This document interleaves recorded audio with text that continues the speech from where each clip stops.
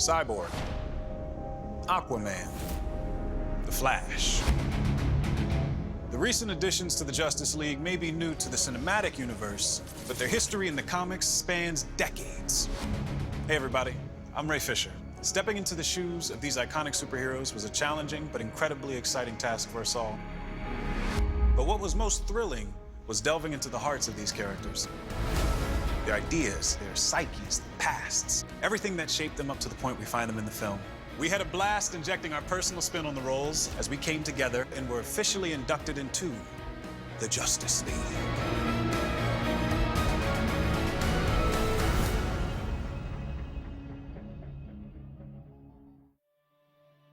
Check this out. This is DC Comics Presents number 26, the very first introduction of the character Victor Stone, AKA Cyborg. Now here he is talking to his father in Star Labs. You screwed up this experiment. You should have left me the way I was. At least I'd be dead by now instead of trapped inside this mechanical body. Ever since the beginning, Victor Stone struggled with what he had become. Once an all-star college athlete with a genius-level intellect, he was now a walking, talking science experiment, an outcast who constantly referred to himself as a freak and a monster. But whether he liked it or not, Cyborg represented a new type of superhero, the perfect hybrid of man and machine. He was a character ahead of his time. Back in 1980, when he first stepped onto the scene, the internet wasn't even invented yet. But as technology in our world evolved, so did Cyborg's powers. Among these powers are flight, super strength, unlimited access to data, and an ever-evolving arsenal. Cyborg's ability to interface with any and all technology makes him one of DC's most relevant superheroes in this digital age, and an essential member of the Justice League. Portraying someone whose humanity is wrestling with the alien technology inside of him was an exciting challenge for me, even if that meant I had to wear pajamas all day on set. Check out more on that and what it was like to bring this compelling character to life. Can't believe it, man. To see all these guys in costume ready to go. Got half a ping pong ball taped to my eye, you know, but there are worse things that could happen to you. What I'm wearing, this is a performance capture suit. You know, we got the dots here to capture all the joints and mobility and motion that Cyborg's gonna be having. Chest light here, so you can see the core of Cyborg glowing. And we've got the ping pong ball with the LED lights on it, that the shadows fall in appropriate places when other people. The biggest challenge for me would probably be acting as if I am in this heavier gear. I look around and I see Batman in the bat suit, I see Wonder Woman in her gear, everybody's looking really cool. And I look down at me and I'm just in the pajamas. And I'm thinking, you know what? We'll get it in post. But it actually gives me a little bit more to work with. But that's also a situation that Cyborg is going through in the context of the story. He can't take off his costume. He can't live that normal life that everybody else can just take off the cowl and hang up the boot and just go off and be their alter ego. He can't do that. So I feel like it's a little bit of fuel for the fire, if that makes any sense. That character's got a really interesting journey because he has to come to grips with whether or not he would rather be dead. Because is he actually alive? Is the human part of him still existing? To have an actor who actually can make you care about them, it's just a testament to how good an actor Ray is. Physically, the training has been rigorous. About 5 days a week, 2 hours a day, put on about 20 pounds of muscle, or what I hope is muscle. What I hope is muscle. It feels good to have that discipline because Victor Stone, before he became Cyborg, was a college athlete. Back in 1980, when George Perez and I created Cyborg, he was sort of an outlier. Now he's the vanguard. He is what we are becoming because as our natural parts fade, they're being replaced by tech. They're being replaced by computers inside of us. Jeff Johns, and he was writing the Justice League, and put him in there and took him to the next step and moved more into the current time period. He understood that this is a character who lives in the internet in a way that he could see what's happening all around the world. You stepping wolf there? Sorry. It's Bazarnov in northern Russia. Cyborg is always online. His epic backdrop is the digital landscape, and the digital landscape is so important to us today. It's such a part of our world that our world would not function the same without it. And if you have mastery over that digital landscape, you have ultimate power. And what do you do with that power? We're all cyborgs these days. You got a cell phone in your pocket, I've got a cell phone in my pocket. And you feel naked if you don't have it. We've come to a place where we're so dependent on technology, we feel alone. So Cyborg is the amalgamation of those ideas. He's essentially the gateway to where I believe we may or may not be headed in the future. With Cyborg, it'll be interesting to see just how his technology can either help or hurt the human race. The possibilities are endless. Thanks, Alfred. But I'll take it from here. Do I know you?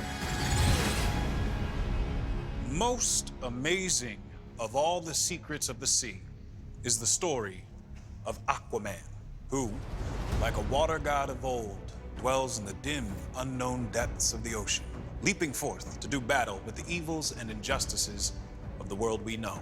Now, that right there is from More Fun Comics number 73, the first ever appearance of Aquaman back in 1941, just 3 years after the debut of Superman. Now, as you see, Arthur Curry in the comics has a bit of a different look than our cinematic version.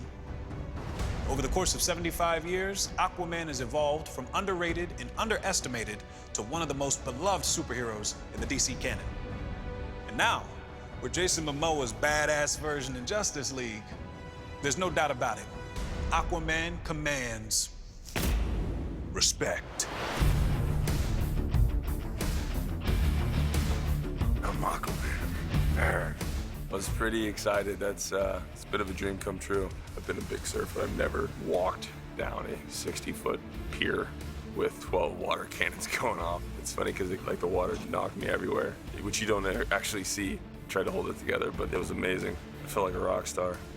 Jason, he embodies everything that Zach wanted to tell with that character. Sort of this anti-establishment, rock and roll attitude. He's very much the outsider and the lone wolf. When Zach picked me for the role, he told me he was someone who not really accepted on land, not really accepted in the sea. It's something I can identify with. Being raised in Iowa, born in Hawaii, two very different cultures. You're kind of a fish out of water. You're a bit of an outcast and you're a little different. He's definitely flawed, and I enjoy playing the flawed characters. He's kind of a big target when people are making fun of superheroes. And when I wrote the comic book in 2011, I wanted to tackle that head on because people question what Aquaman does. What's he bring to the party? On land, he's kind of a bit of a joke sometimes. In the water, he's the king. And I thought that contrast was very cool for a superhero. Even though it's not in the movie, I spent a lot of time thinking about scenarios where he lived with his father and his dad. He guarded the lighthouse, and he was definitely a blue collar, but he was exceptional in certain ways. He obviously has the power, he can help people. It's his human side, you know. I think that's what makes him special because he can tie the two worlds together. It's a big concern for me when we see Justice League because people are gonna be like, oh, he's drinking, he's this, he's gruff, he's an asshole, he's this outcast. But I'm like, you don't know what he's been through. And that's what I want them to know is like, what got this guy to go to the far reaches of the earth, to stay away from everyone, to be the way he is? What got him there? You got no powers, no offense. This guy might be working for the enemy, we don't know. I don't want to die. I'm young. He's a little rough around the edges, and then he becomes a good guy. He'll always help fight with the team, but then he's on his own. So he's the reluctant hero, and that's fun to play.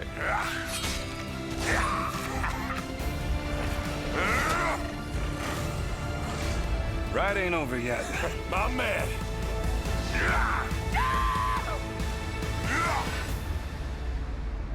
This is the startling tale of the Flash, a man who was so fast that he not only outraced his own shadow, but also broke through the sound barrier on foot. Hold on to your seats as you read Mystery of the Human Thunderbolt.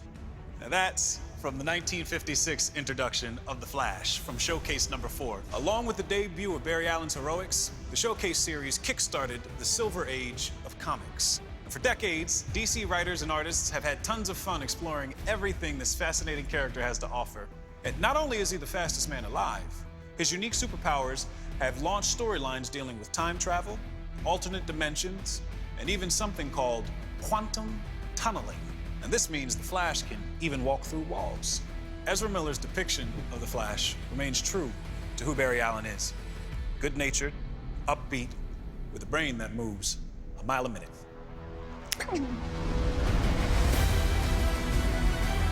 It's someone who can run into our ideas about physics, about how the world works.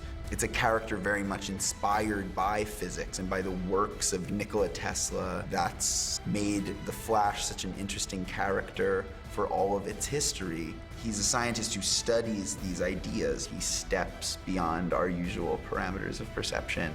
Barry Allen, for me, he always felt like he was us because he was a normal guy. He was trying to do his best and a little awkward, and he got hit by a bolt of lightning by accident, developed these powers, and is trying to do the best he can with them. So for him, he's trying to use it for good. He has a really good heart. In a certain way, it's almost like he has humility, which is sort of rare on a superhero. Jeff Johns and I talked about this one issue of The Flash. He saves a group of people as a building is falling. But then they're all standing out on the street and they're like, we don't have anywhere to live. And he's like, 1 second. And he builds their home back, you know what I mean? Because he can study architecture really quick. That moment is so representative of the type of hero that he is. You know, this altruistic figure and someone who has an open heart. I've been interested in to inform the physicality of this person who's moving in a way that we don't understand. How does he get going? Or when he's slowing down his molecules, what does that mean for his breath? And then how does he stop? Maybe when he's coming to a stop, it's like a... And when he's in motion, when we kind of come into his perception, flash time, fascinating the idea that like your mind quickens, which means your perception slows to meet the speed at which you're going. The time that no one would ever see. Like, what does that look like? This massive current running through him. It's the funnest thing in the world. I'm talking about it like it's serious. I'm a crazy person. And they say, yes, you can pretend to be a superhero. Wait, why am I? I'm blowing my cover right now. This is a terrible idea. That's rude.